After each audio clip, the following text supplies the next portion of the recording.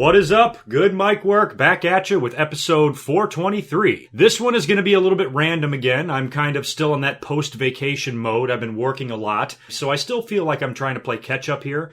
When I got home this weekend, I immediately gave you guys kind of an impromptu commentary that I uploaded, I believe, on Sunday, just kind of recapping the Superstar shakeup, talking a little bit about Mauro Ranallo and JBL, and some of the other wrestling news that was going around at the time. So if you have not heard episode 422, link is up there in the top right-hand corner for you. In this episode, I'm going to kind of review Raw and SmackDown like I normally do. Going to generally, casually talk about both of them. I did like both shows in a lot of ways, but really this overall week of WWE TV was not that earth-shattering. We're building up to our post-WrestleMania pay-per-view, which is Payback coming up in 2 weeks. So we're getting the card kind of set and hammered out for that and furthering a lot of those storylines, and that's really all we saw on both shows. Nothing too crazy took place anywhere, really, in the world of wrestling. So what you're going to hear is my review of both of those shows, as well as my complete preview of Payback and what the card looks like so far. And then throughout the commentary, we're going to get into some other wrestling news as well. I'll get into Dash Wilder's injury, the latest on Matt Hardy being able to use the Broken character.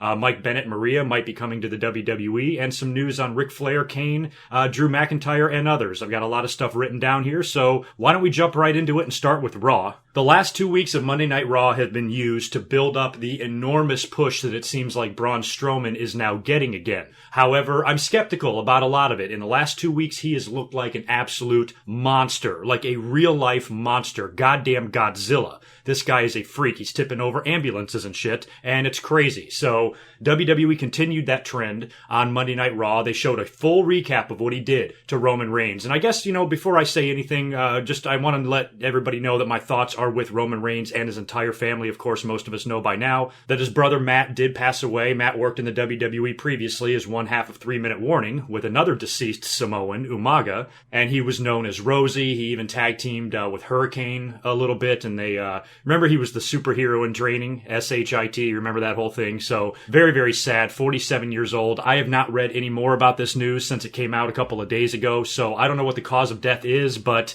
given the family history and what Umaga died of and how young he was, it's hard to rule out drugs, and I really hope that's not the case, but it looks likely at this point. Although he was incredibly overweight, it could have been a heart attack, could have been a lot of things. Maybe by the time this commentary gets uploaded, a cause of death will be announced or something, but right now I'm not aware of anything. If you guys are, feel free to leave that in the comments below, but horribly sad. That bloodline has suffered a lot of tragedy over the years, as successful as they all are, and what a strong foothold they have on the wrestling business. They've suffered some tragedies, and it's really sad. So my heart goes out to everyone in the Inouye family, and I'm sure they all know that they have the most unwavering support and respect from all of us wrestling fans all around the world. So my heart goes out to them, and I am thinking about Roman Reigns this week. It's going to be tough for him, especially with a pay-per-view coming up, but storyline-wise, the timing is pretty good because they can, if he needs to take next week off or he needs to deal with family stuff or funerals or whatever, he can easily still sell the beatdown that he suffered at the hands of Braun Strowman a couple of weeks ago. He was not on Raw on Monday, which was great,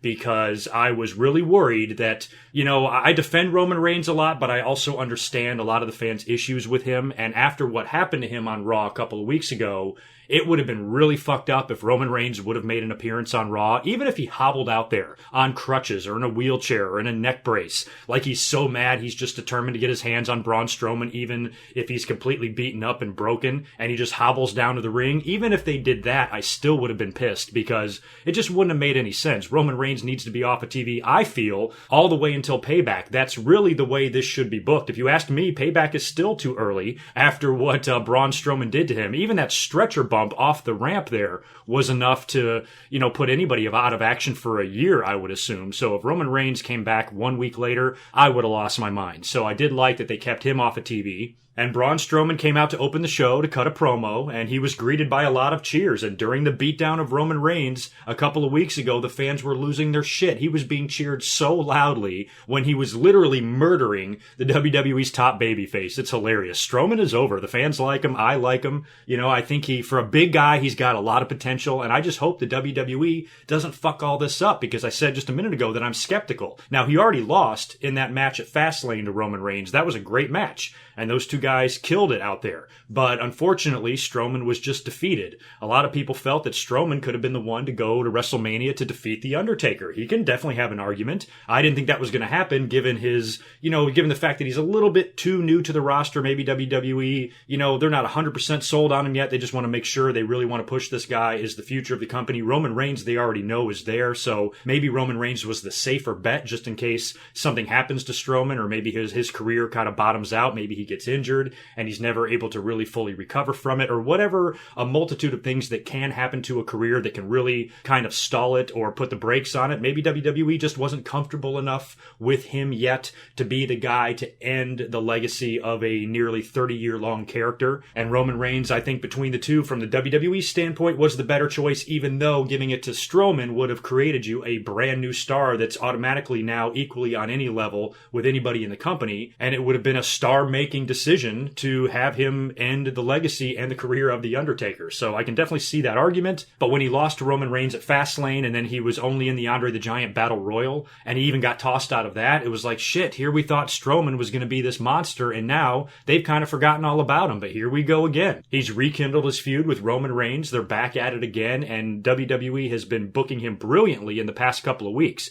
But unfortunately, when you look at the storyline here, when you look at how he's completely destroyed Roman Reigns in recent weeks, what week was that he clotheslined him on the ramp and Roman went flying down into the barricade? It looked like he broke both of his arms and his legs and his neck. So Braun Strowman has been owning Roman Reigns in all of their brawls on television. And now by him putting him on the shelf with that beatdown backstage, you would think that Roman Reigns needs to come back and win, right? So that's the only thing I'm worried about, is that at Payback, these guys are going to have another hard-fought match, and Roman Reigns is going to beat Braun Strowman again, and then eventually go on to win the Universal title from Brock Lesnar at some point. But if they give it to Strowman, that sure would be nice, because I think they can bounce back from the mistakes they made earlier with Strowman installing his push, and I think they've more than made up for that. I mean, that backstage segment, I said it in my last commentary, was one of the greatest things I've ever seen. I mean, it was definitely one of the most beastly attacks that we've ever seen in WWE. I mean, we've seen guys go apeshit, and we've seen some guys do a lot of damage to not only WWE wrestlers, but property and vehicles and all of that. But Braun Strowman picking up a goddamn ambulance, that was nuts. And I can't really think of any other situations that was this brutal, aside from when the NWO attacked The Rock, and Hulk Hogan drove the 18-wheeler into the ambulance or whatever, and they basically tried to kill him. Stone Cold Steve Austin dropping Triple H from the forklift inside of that car, trying to kill him as well. So we've had attempted murder before on WWE TV, but, Strowman just had me giddy. I mean, I was laughing so hard watching him go completely out of his mind on Roman Reigns. It was great. So, when you look at everything Braun Strowman has done, I'm a little bit worried that Roman Reigns is going to wind up winning at Payback, and if he does, what was all of that great build for on TV then, leading up to Payback, if the whole thing's over now? So hopefully, Braun Strowman will not lose his momentum this time, and whatever they do in his match with Roman Reigns, I don't even really feel like debating winner and loser right now. I really don't care what they do as long as it doesn't destroy Braun Strowman. If he has to lose, but he somehow stays strong in the process, I don't know how they would do that, but if they found a way to, fine, I don't care. I just don't want Payback to be the night that marked the end of a brilliant Braun Strowman push. So hopefully this guy will have a big-time match at SummerSlam and WrestleMania next year, and he needs to be in the world title picture. He's a monster, and WWE likes big guys, so to me, this really truly is a no-brainer for the WWE. He's exactly the type of dude that they like, so why don't they want to make him a superstar? So, Roman Reigns has had a pretty decent year so far, so if Braun Strowman can get one over on him at the next pay-per-view, it will only help him, and it shouldn't really harm Roman at all, because he's still the guy that retired The Undertaker. He's going to win a hell of a lot of world titles in his career, so I don't think a loss at a random pay-per-view here to Braun Strowman is going to destroy Roman Reigns, so I hope the WWE keeps that in mind. But getting back to Raw, they did keep the focus on Braun Strowman again for the second week in a row. Like I said, he opened up the show to cut a promo, bragging about what he did to Roman Reigns and demanding more competition, which prompts Kurt Angle to come out. And Kurt Angle is like, what the hell is wrong with you? You should be suspended. But I have to let you know that you are going to have a match with Roman Reigns at Payback that I just talked about. So that match was actually made official on Raw by Kurt Angle. So Braun Strowman is like, okay, that's fine, but I want some competition, and I want some competition tonight, not in 2 weeks at Payback. And you better give me that competition or else. So we're back to that again. Braun Strowman is demanding competition, or he's going to start fucking people up. And that's what he did. Backstage backstage. He's wreaking havoc. I think Goldust and R-Truth are on their way to the ring to fight the Club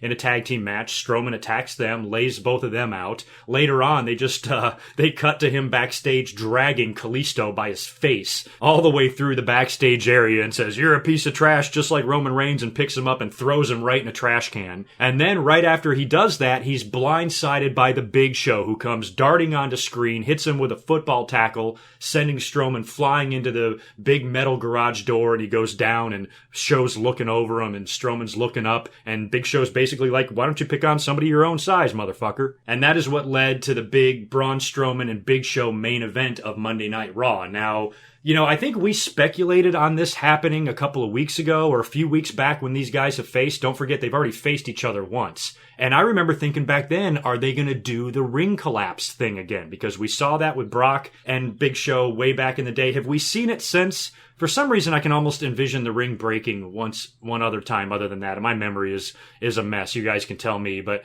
that might have been the last time they did it, was Brock and Big Show, and that was done really well. And I think when they had the first Braun Strowman versus Big Show match, a few of us were talking on Twitter. I remember when I was watching Raw that night, we're like, holy shit, is the ring gonna break? And the funny thing is I would have seen this coming had I noticed that there was no LED apron. Did you notice that on the ring? Now, it wasn't quite as good as Big Show and Brock Lesnar years ago.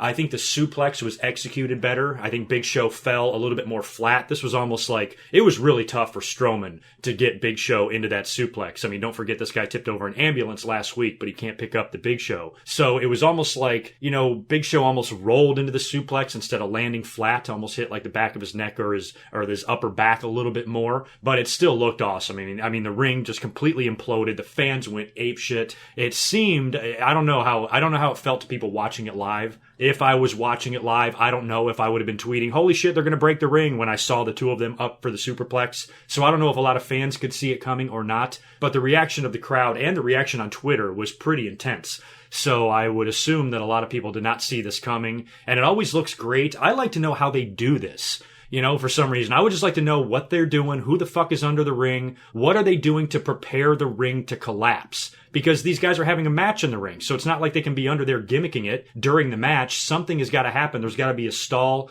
You know, maybe these guys, when they're on the top rope, you know, stalling a little bit, or they're outside of the ring, you know, they're under there fucking with the ring posts. I don't even know how they do this stunt, to be honest with you. Maybe you guys know. But finally, as Strowman has got Big Show up there, finally is able to suplex him off, and he hits, and the ring posts collapse, and the ropes go flying up in the air, and the referee completely disappeared off the screen because he takes a massive bump. And, you know, the ref bump looked good in the SmackDown version of this with Brock and Big Show years ago. I love the way the ref was kind of like bouncing up and down. And this time, the poor ref just completely falls off the edge of the ring and looks like he took a pretty sick bump on the floor. So the whole spot was well done. If fans have never seen that spot done before, it was probably pretty awesome for them. I can imagine how cool that was for the live crowd. And if any casual fan is watching wrestling one night, maybe some kid has convinced his girlfriend to watch Raw with him one night, and then she sees that and she's like, holy fucking shit, that is crazy. So I like it when WWE throws these crazy ass finishes at us from time to time. It's always a lot of fun, and I thought Monday Night Raw was pretty good. I enjoyed Raw this week. I enjoyed my Raw last week. I think this focus on Braun Strowman, especially since Brock is off TV right now, Braun Strowman is really filling in that void. I mean, when you think of Braun Strowman and what he's done to Roman Reigns and others in the past couple of weeks, wouldn't you like to see a Brock Lesnar versus Braun Strowman match? I would. They've already teased that. That's what could be your SummerSlam match right there. And that's why I think that could be good evidence of Braun Strowman maybe actually beating Roman Reigns, because we've heard that Roman Reigns and Brock Lesnar will definitely probably be facing each other. I thought that would happen at SummerSlam, but now it's being reported or being rumored that they might want to hold this match off until WrestleMania next year. So if that happens, Brock needs a big opponent for SummerSlam. Braun Strowman can be that person. But in order for him to be that person, he's got to beat somebody. And Roman Reigns has all this momentum. That should be the perfect guy. Have Braun Strowman beat him. Give him that stepping stone. He can go on a tear throughout the rest of the summer, mowing down everybody and then coming face to face with Brock at SummerSlam. So if they go that direction, I sure as shit am not going to complain. So right now, I'm as big a Braun Strowman fan as all of you are. He's also a guy that, despite being such a big monster, I think he would make a good babyface as well. well. And that's rare with these big, monstrous guys. But Braun Strowman, I think, has enough personality that in the future, when his monster heel run ends, I think he could be a pretty successful babyface. So provided he stays healthy and he keeps his shit together and WWE doesn't sour on him, I think Braun Strowman can be a really big part of the WWE's future, and I'm rooting for him. So I love what they've been doing with him for the past couple of weeks, and whatever they do with him at Payback against Roman Reigns, I just hope that it benefits Strowman. Some of the other stories coming out of Monday Night Raw, I'll just briefly touch on some of this here. Chris Jericho took on Samoa Joe in a match with Seth Rollins on commentary. Now at Payback, Chris Jericho is going to be facing Kevin Owens, and Seth Rollins is going to be facing Samoa Joe. So those should be two pretty good matches. Jericho tapped out to the Coquina Clutch. Joe cut a promo after the match on Seth Rollins, who's up at the commentary table, saying that, he did all of this for his benefactor Triple H, and that Seth Rollins is going to pay for not only what he did to Triple H at WrestleMania, but for what he did to Stephanie McMahon as well, even though it was Triple H is the one that bumped into her and put her through the table. Joe is blaming Seth and says he's going to pay for it. And Samoa Joe versus Seth Rollins, hey, how can you complain about that match? I don't even care what they do. Who wins, do not care. I think the match will be good, and I'm excited to see it. As far as Chris Jericho and Kevin Owens go, this whole Payback situation is very confusing. For the past two commentaries, I have not understood at all what's going on with the pay-per-view situation. I think in episode 421, I'm trying to figure out live on the podcast here, and I'm pulling up WWE.com and looking at all these websites trying to figure out which pay-per-view goes with which brand, and I was completely confusing myself. And then in my last commentary, I realized right in the middle of recording that Payback appears to be a joint promotion between Raw and SmackDown, but not really. It's still a Raw pay-per-view, but they're just having some SmackDown guys on there because the matches were made before the Superstar Shakeup or whatever the fuck. I'm still confused about it. And I didn't even know if Chris Jericho and Kevin Owens was a title match or not, but apparently it is, and there is a stipulation in this match, and that is if Chris Jericho wins, then he is the one that takes the United States title over to SmackDown. Now, I don't know if that means that Kevin Owens comes back to Raw or if Kevin Owens stays on SmackDown as well. But I guess if Jericho wins, he's basically... That's why it's so weird. I mean, WWE should have thought this through better because, already having a matches announced and then doing a shake-up and moving some guys that are already announced for matches is just confusing everything here. So Jericho, if he's on Raw, he should be a Raw guy, right? So why would you want to fight for the opportunity to go to another show? That's what it seems like Jericho is doing here. Like, he wants to win, which means he wants to go to SmackDown. And I thought guys were supposed to be proud of their brands or whatever. So this whole thing is confusing. The Randy Orton versus Bray Wyatt shit is confusing as well. I would assume here that Kevin Owens is going to retain the title and stay on SmackDown. I mean, that's what would have to happen, right? Jericho, I think, is supposed to leave this summer around May. So he's got to wrap up business with Kevin Owens. Maybe Kevin Owens injures him or does something to write Jericho off of TV for a while, and he can come back late this year or maybe early next year in time for WrestleMania, if he comes back at all. You got to start wondering when Jericho's going to have his final run, if this is not it. I mean, this last run has already been pretty damn successful. So at some point, Jericho needs to be the one to have his retirement match, and I think we're close to that happening soon. So in the next couple of years, it'll be interesting to see what Jericho winds up doing, but I wouldn't expect that he would beat Kevin Owens at this point and win back the United States title and then go over to SmackDown. I just don't think that's where he needs to be. He should probably just lose, and if he's going to take some more time off, go ahead and take that time off. And good luck to Jericho on everything that he does, because this latest run has been very entertaining. And even after he lost, even after he tapped out to Samoa Joe, he shows up later on backstage to do an interview, a hilarious interview, a great promo, and he's about to put the announcer guy on the list because the announcer says his name is Mike, but Chris Jericho thinks he's Tom Phillips. And just as he's about to put Mike on the list, the Drifter,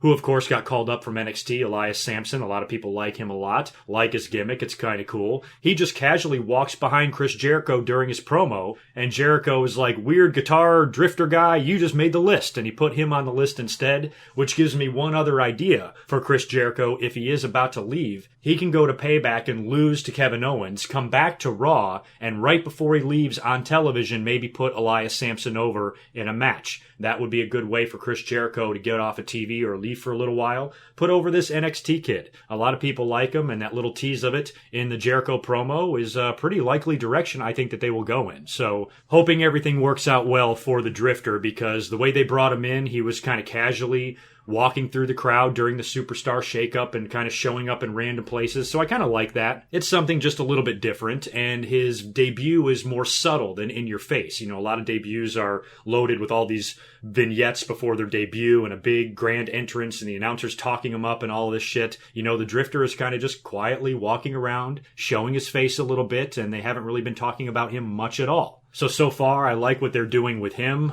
Miz had a Miz TV segment with Maurice. Their guest was Dean Ambrose. So this is basically a SmackDown feud that's been moved over to Raw. These guys already feuded for the Intercontinental title. Dean Ambrose even beat The Miz for it, if I'm not mistaken. So instead of these guys coming over to Raw and having new opponents, they're still working with each other, which is strange. It basically feels like you're having a SmackDown segment in the middle of Monday Night Raw. So, you know, that just looks weird from a Raw point of view to put these guys back together again. I'm wondering if it's because they might want to put the IC belt back on The Miz just for his character, to help his look, you know, when he's got a gold belt and he can brag about it, and he's already a multi-time Intercontinental Champion as it is. So maybe this is just a way to put the belt back on The Miz on Raw. I wanted to see The Miz get a shot at the WWE title one day in the future, but now that he's on Raw, there's no way The Miz, as great as he is, has any chance of beating Brock Lesnar, so that match isn't going to happen. So maybe the IC title is better for Miz, and I guess maybe they're going to wind up having an Intercontinental title match here. I don't know if that's going to take place at Payback. It's not announced, or at least I don't have it written down. So maybe they announce that next week, and maybe Miz wins the belt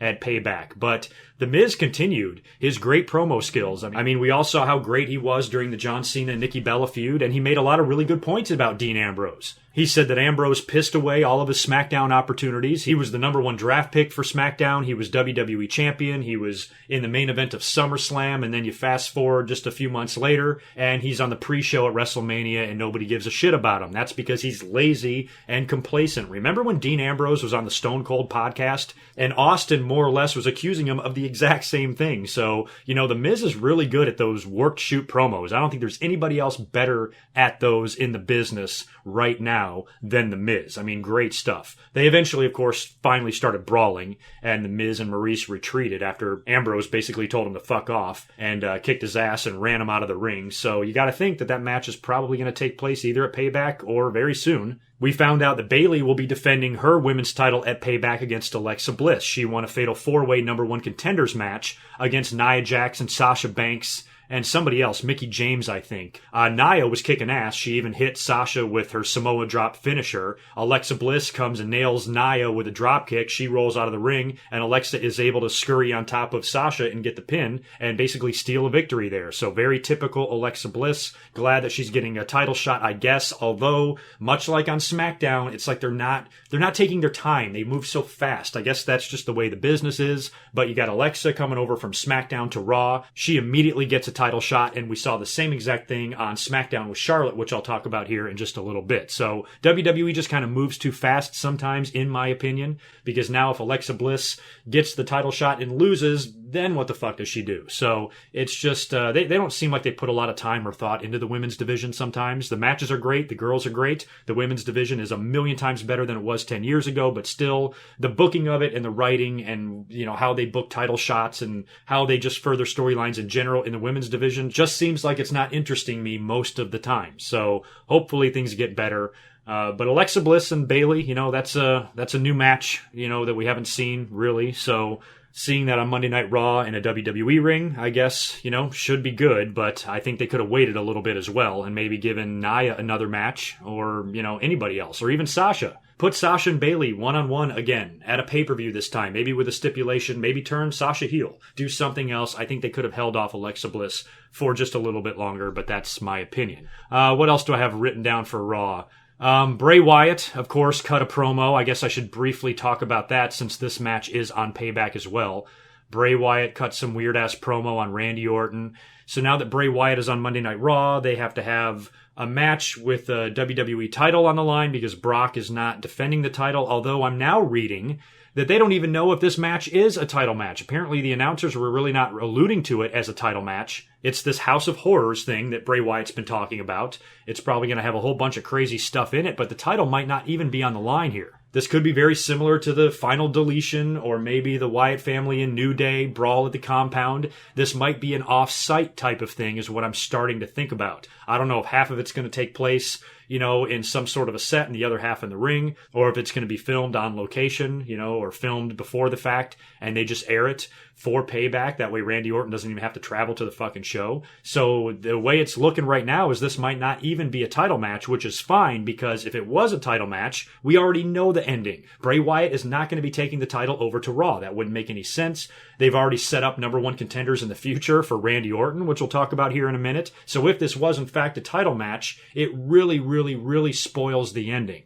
So I think this is actually better and it would work better if it was not a title match. You know why? Because Bray Wyatt can win. Bray Wyatt can win this match, get his revenge on Randy Orton, sort of. Randy Orton still has the WWE title on SmackDown, and now Bray just comes off a big victory so he can jump headfirst into the Monday Night Raw roster with a big victory under his belt. And even though he lost the WWE title to Randy Orton at WrestleMania, he was able to bounce back and get revenge on him, even though it meant him not getting the belt. There's been rumors of him feuding with Finn Balor. Maybe that's why they wanted to move Bray Wyatt to Raw, so he could feud with Finn Balor, because that would be a pretty awesome feud when you think about it, especially with Finn Balor's demon character. And when Bray Wyatt meets that demon character, that's going to be a pretty goddamn epic confrontation, to say the least. So I'm kind of excited for that feud, provided it's not booked too stupidly and it's fun. Bray Wyatt versus Finn Balor can be a lot of fun. So for the sake of the pay-per-view, for the sake of the predictability of the outcomes of these matches, I think Bray Wyatt and Randy Orton needs to be non-title, because now anybody can win. If it's a title match, we already know who's going to win.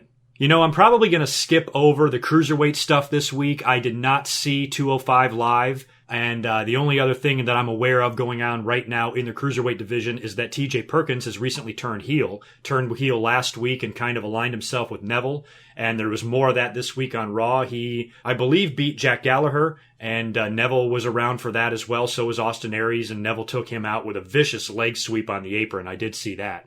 And Neville is going to go on to Payback to defend the title against Austin Aries, who won another number one contenders match a couple of weeks ago. So aside from that, I really don't know what's going on in the cruiserweight division. And like I said, I did not see 205 live. So I will try to get myself more up to date on that and talk more extensively about the cruiserweight division next week in my commentary. Other than that, the Hardys were also on Raw. They did a backstage interview. They were confronted by Cesaro and Sheamus, and Jeff Hardy was booked in a one-on-one match against Cesaro on Raw. That's a pretty awesome dream match when you think about it. I mean, Jeff Hardy is not who he was in 2003. He's not even the same guy he was in 2009 from an athletic standpoint, but really, Hardy versus Cesaro would have made for a very, very sexy match a couple of years ago, and maybe it still can. The match wasn't horrible. The fans seemed to be into it a lot, and the Hardys continue their push, continue their run. Hardy beat Cesaro virtually clean in this match, hit him with the Swanton Bomb, and got the pin. And they will be defending the tag team titles against Cesaro and Sheamus at Payback. Now, there's some other news going around, and this is something that I've alluded to in the past before about the broken Matt Hardy character. I've been saying in my last couple of commentaries that character is so over with the wrestling world right now that the WWE doesn't need to waste any time here. They need to get on their phone and call those morons in TNA and say, what can we do to use this gimmick? What the fuck do you want? Do you want $100,000? Fine. All 20's okay? Here you go. So you would think this is something that they would want. They would say, yeah, take these broken characters in the WWE, because then we can fucking take credit for some of the shit and we can release a best of Broken Matt Hardy TNA DVD or some shit like that. So I think it would be really easy for the WWE to call them up and work out some sort of a deal. Matt Hardy is still 10% broken. If you noticed in the interview with Cesaro and Sheamus, I think he says, we're going to go down as one of the greatest teams ever, or whatever he said. He said the word ever, but said it as Broken Matt would say it. I think he also said something was wonderful. All of his promo photos, he's got that crazy-ass grin on his face, and they're making him keep the yellow streak in his hair, or the blonde streak in his hair, and he just sort of busts out certain little things about that character in interviews, and in his facial expressions, and in his tweets. I even saw his tweet after Monday Night Raw when he said the ring was #broken. So, I think at the end of the day, we are going to be able to see the Hardys use these broken characters. And it's great because I wouldn't mind seeing Sheamus and Cesaro win the tag team titles. I really like that team. I've been saying that since they were feuding. In the middle of their best of 7 series, I thought these guys could be tag team champions. And when you see the way they've evolved now, they now have each other's backs. They get along. I think their entrance is awesome. For some reason, it's one of my favorite entrances in WWE, the way they combine the 2 entrance themes there and the pose and the white light. I just like all of that. So I wouldn't mind seeing them win the tag team titles at all. And if they did, and the belts are off Matt and Jeff, it's like, oh shit, what do we do with the Hardy Boys now? Here's what you do with them, the broken characters. And I think it would get over huge in the WWE. I also think WWE will fuck it up. I think it has a 70% chance of failing and a 30% chance of being successful. Most likely WWE will micromanage this thing to fucking death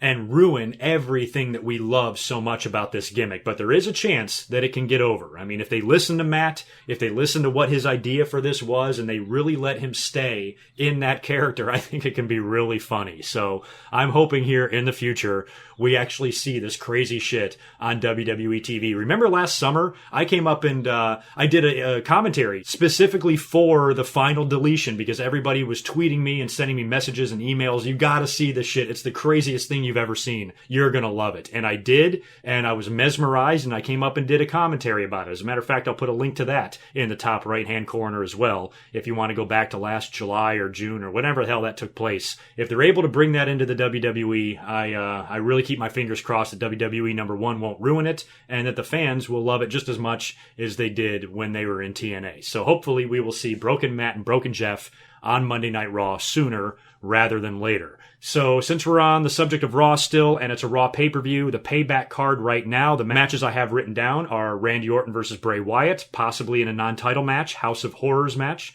whatever the hell that means. Braun Strowman taking on Roman Reigns. Chris Jericho versus Kevin Owens for the U.S. title. If Jericho wins, he goes to SmackDown with the U.S. title. Samoa Joe versus Seth Rollins. The Hardy Boys versus Cesaro and Sheamus for the tag team titles. Alexa Bliss taking on Bayley for the Raw women's title. And Neville defending his Cruiserweight title against Austin Aries. I guess we're probably going to get The Miz and Dean Ambrose added to this.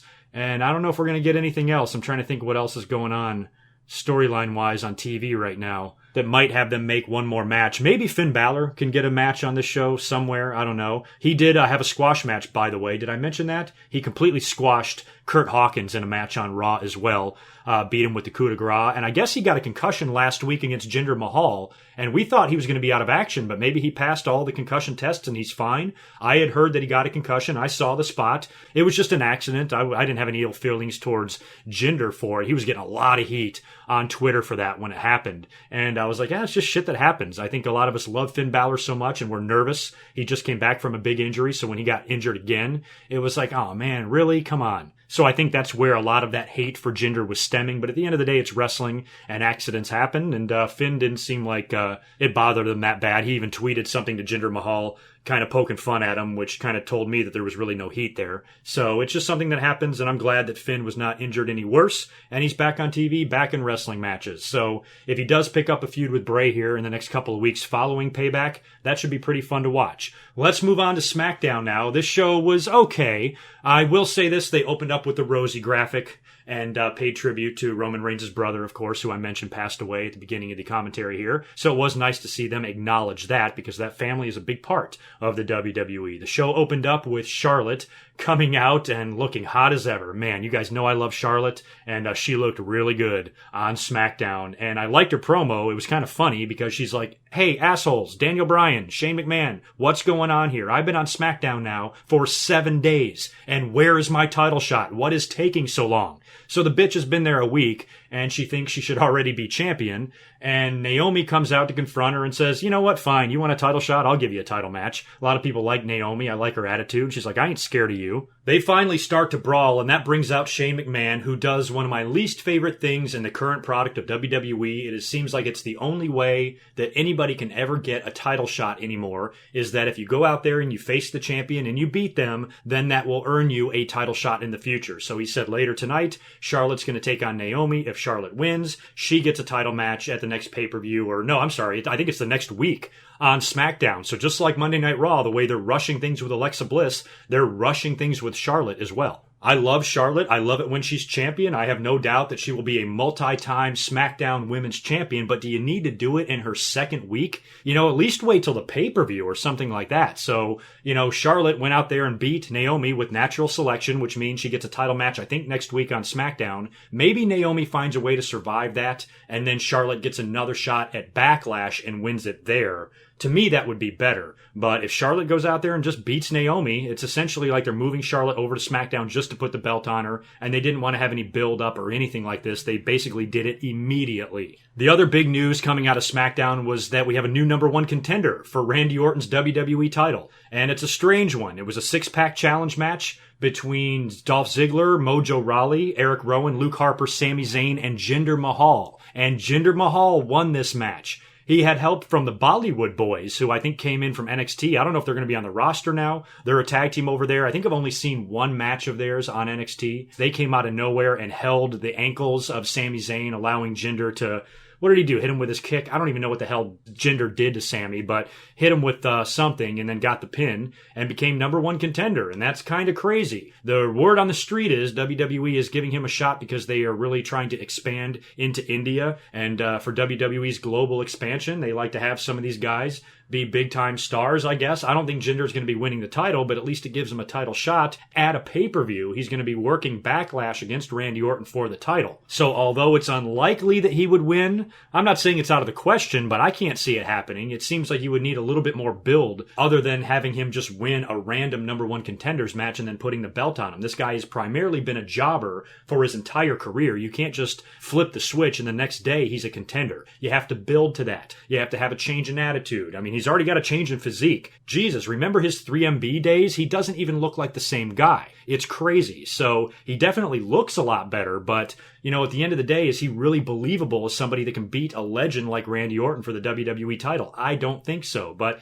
we got a lot of weeks until Backlash. There's a lot of weeks where Jinder can go on a tear, beat some guys, throw some people in front of him, have him win some matches and get a ton of momentum going into his match with Randy Orton to at least maybe give the fans a thought that he could win the title. But right now, I don't see him winning the belt. I think this is just going to be one of his first title matches, and hopefully it will just elevate him on the card. I thought his promo after the match was kind of good. He definitely is kind of a scary looking guy now that he's gotten himself into some ridiculous shape and his muscles and his veins are intimidating as hell. And his voice is good. I thought he had a good, intense promo, a decent look on his face, I guess, is what I'm trying to say. And overall, I don't hate the idea of giving Jinder an opportunity. They just recently brought him back to the company. So we've seen other guys come back to the company that are not getting pushes, like Kurt Hawkins, like I mentioned earlier. So I kind of thought Jinder was coming in to do what Kurt Hawkins did, but I guess not. He's getting a title shot. Kevin Owens was on this show as well. He completely destroyed a local jobber. He did like a U.S. Open Challenge or U.S. title Open Challenge. He's the new face of SmackDown. And, the entrance ramp there has got his big face. He's wearing a suit now in his promos. And he's the face of America, I guess is what he's calling himself. So I guess it's the face of America Open Challenge or something like that. And he's challenged by a local jobber who did a horrible job of selling, or executing, I should say, the pop-up powerbomb. Didn't look like he knew how to take that move at all, and it looked terrible. And Kevin Owens even looked mad, put his fist in his face during the pin, and then stepped on top of him after he beat him. So Owens, I guess, is just killing time until he faces Chris Jericho at Payback, and the winner of that match is going to face AJ Styles, of course, who won a number one contender match last week to become the number one contender for the United States title. So we're all assuming it's going to be AJ versus Kevin Owens at Backlash, and that's going to be a good match. I like those two. They work well together, and it should make for a good U.S. title feud. I would prefer to have AJ in the world title feud, but, that opportunity is going to Jinder right now, so I'm sure AJ will find his way back there one day. But an AJ Styles versus Kevin Owens feud in WWE for a championship belt isn't something that you're going to hear GoodMicWork complain about. And AJ Styles, incidentally, did beat Baron Corbin in the main event. Corbin was mad that AJ won the number one contenders match last week in that triple threat. He didn't even pin Baron Corbin, and he didn't pin Baron Corbin in the main event of SmackDown either. He won via countout, hit him with a phenomenal forearm on the outside of the ring, sending Corbin over the barricade into the crowd, and AJ is able to beat the 10 count in at the last second and win the match via countout. So that was your main event. Not a bad match. I'm a big Baron Corbin fan, and you guys all know how much I love AJ, so it's another match that I'm not really going to complain about. I also like what they're doing with Primo and Epico. It looks like they've dropped the whole Shining Stars gimmick. They're now just known as the Colognes, which is what they should have been going by this whole time. Their father is a legend. They beat the hell out of American Alpha during the Superstar Shakeup, and then they beat them in a match this week on SmackDown. So these guys, much like Jinder, have gone from complete jobbers on Raw to serious contenders on SmackDown. I actually don't know if that's good or bad for SmackDown. I'm not sure there. We saw a Lana vignette. They're basically giving her vignette saying that she's coming soon to SmackDown. So even though Rusev is there as well, they might be keeping these two separated as completely separate talents now. And I'm not sure. Lana, I guess, is going to get in the ring. What else would she be doing? If they're running vignettes for her and she's not going to wrestle, then what the hell are the vignettes for? So I would assume that Lana is doing the sexy kind of stripper type of gimmick, and she'll be joining the women's roster is what I can only guess. I could be wrong about that, but that's the way it looks to me. So that's pretty much SmackDown in a nutshell. I know I didn't spend much time on the show, but there really wasn't a whole lot to talk about, and I also did not see Talking Smack either. But if I had to pick, I probably liked Raw a little bit better this week than SmackDown. I have heard a lot of complaints about the Superstar Shakeup, and some people don't agree with some of the roster moves, and I understand all of those arguments. There was a few moves that I liked, and a few that I definitely did not like. I got to get out of here, but before I go, I want to talk about a couple of other news items that I have written down. Of course, Dash Wilder, unfortunately, one half of the Tag Team Revival that just came up to the main roster a couple of weeks ago. He broke his jaw in an NXT house show or something like that, so he's going to be off of TV for a couple of months. He tweeted a picture of Planet Smoothie saying that's what he's eating for breakfast, lunch, and dinner, which I thought was really funny, but just horrible luck and horrible timing. I hate hearing about stuff like this. Same thing with Finn Balor last year when he won the Universal title and then he got injured and had to forfeit it a day later. The Revival were never even able to get off the ground, and now his partner has got to sit around and wait for him, I guess, to get healthy before the Revival can pick up where they left off on Monday Night Raw. So I guess we're going to have to go a little while before we see them on TV again. That kind of sucks.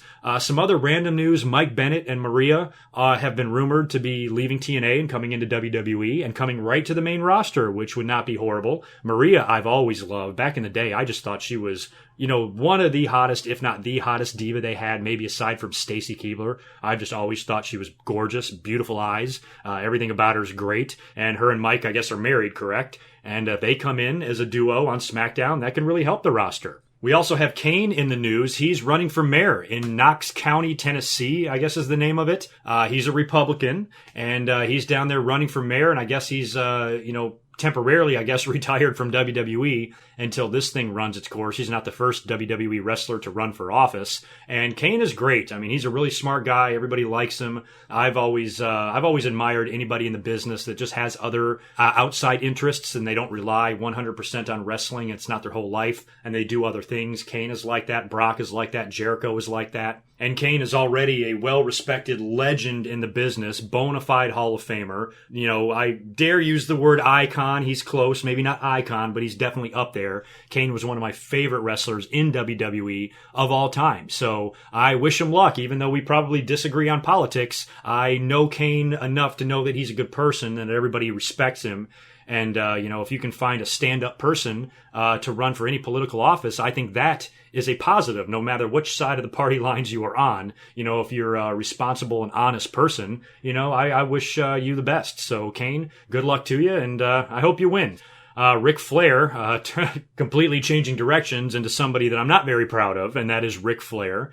Ric Flair's back to his old ways. There's video of him being kicked out of a bar, called the bartender fat, or told him to lose some weight, or him or her lose some weight, or something like that. Just being drunk and belligerent and an idiot. And Ric Flair is too old for this nonsense, and he's still traveling like he did when he was with the Four Horsemen, getting wasted, not knowing that unlike 1984, everybody has got a camera in their pocket, and when you act like an ass, it's going to get caught on tape. And this was one of those occasions. And, think about Ric Flair's career, how old he is and how long he's been doing this. Think about how many times he's probably been drunk in a bar and insulted an employee. It's probably happened hundreds of times. So, Ric Flair, when I hear stuff like this about you, it just disappoints me because I feel like you're better than that. You're a fucking icon. You're a legend. You're a Mount Rushmore wrestler. You should not be embarrassing yourself in this way. Much like Hogan, the two of you seem to find trouble, or it just finds you. I don't know. There's always some shit like this going going on with one of the two of them. And it's disappointing as a wrestling fan that grew up watching these guys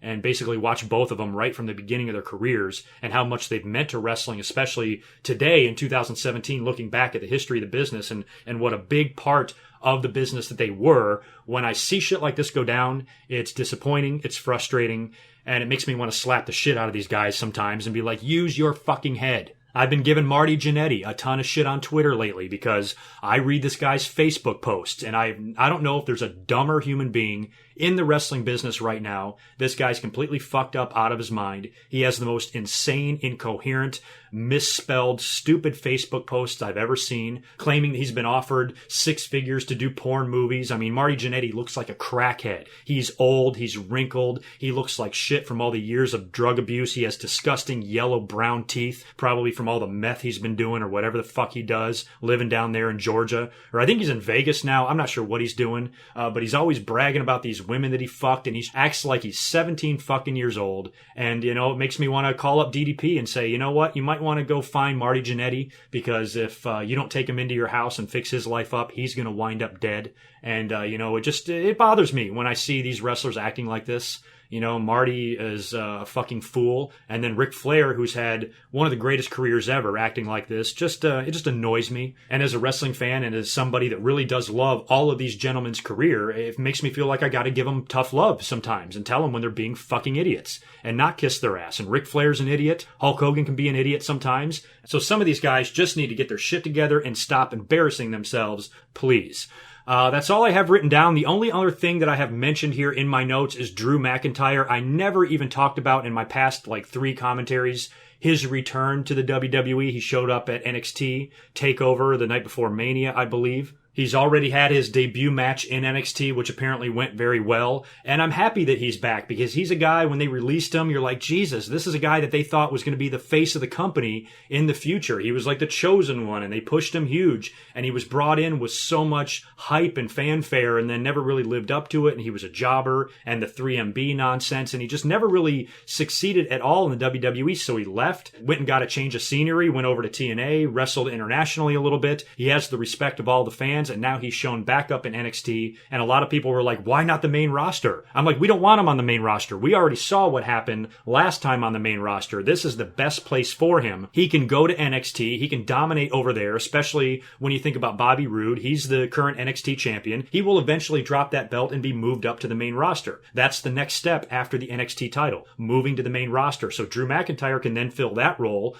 build himself a brand new legacy in NXT, work down there a year, maybe more. He's even got different entrance music, and just basically wipe the slate clean for him in WWE. Have him get over, develop a legacy down there in NXT, have him win the world title a couple of times. Then you bring him up to the main roster, and he's huge, because, you know, we've had some hits and misses. Bo Dallas is a former NXT champion. He was a huge miss, but everybody else, you know, has been pretty successful in the WWE who has held the NXT title before. So I think NXT is the perfect place for Drew McIntyre to reinvent himself in the WWE and hopefully have a successful WWE career, and this NXT stint could be the beginning of that. So I am wishing Drew McIntyre nothing but the best, and I am thrilled that he is back in the WWE. So that is pretty much it for this week. I am out of here. I've got an extremely busy life right now, but just for those of you who have been asking, where is that fucking WrestleMania Memories commentary? I've actually really been working on that in the past couple of days, and I'm going to give it to you soon, real soon. And then the next couple of days, I'll have an actual date for that video to be released, and I'm also slowly re-uploading a couple more DVD reviews as well, and I'll be done doing those in a short amount of time. And then my next big project is a Q&A. So if you're still with me, I always do this as a little favor to the people that listen to me all the way through. You guys are going to get the first crack at this. Start sending me your questions, goodmicwork@gmail.com. Give me your name, where you're from, and leave me your question, and I will try to include it in my next Q&A, which will be coming up hopefully, you know, like in a month or something like that. So send them on over. So I will catch you guys in a few days. Hopefully I'll be up here doing something before next week, whether I give you a couple of re-uploads or if I come up here and give you a random commentary during the weekend. That's a definite possibility. Otherwise, I will catch you next week right around this time for episode 424. So you guys take care, and I will talk to you then. Until next time, peace.